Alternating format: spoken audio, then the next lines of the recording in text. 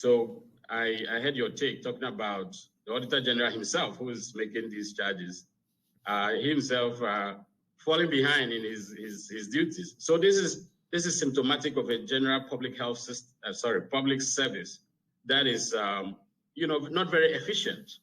Okay, and accreditation is a very bureaucratic process, starting from the university level all the way to GTech.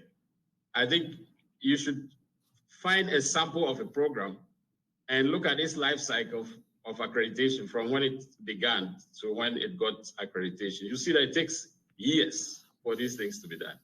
And so put that into the context that even when you get the first accreditation for a program, it's for only 3 years, which means that by the time you get accreditation, basically you have to start the process all over to get re-accreditation or renewal, okay? So in the process, all the inefficiencies in the university system at GTech, or it used to be NAB, now GTech, all these things come to bear on the process. And so the accreditations, what we call re-accreditation, which is basically a renewal of the accreditation.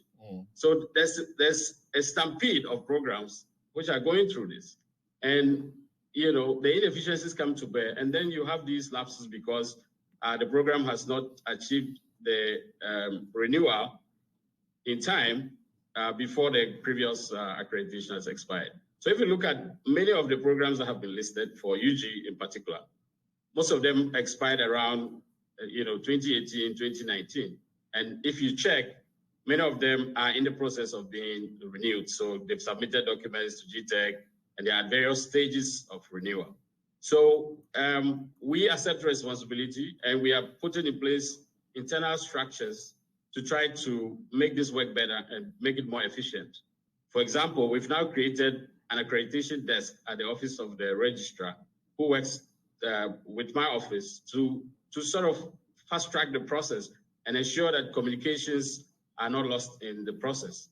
I mean, there were instances where letters would come from GTech and they are sent to the department, others are sent to the registry, some are sent to the Vice Chancellor's office.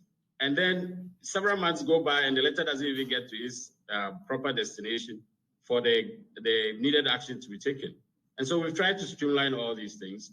And we've been working closely with GTech. Dr. Jinabo is on the line. He would confirm that. We have had several meetings with them and we have accepted the gaps and we're trying to bring everything to regular. So I think rather than us apportioning blames, I think we should share responsibility and dig ourselves out of this problem.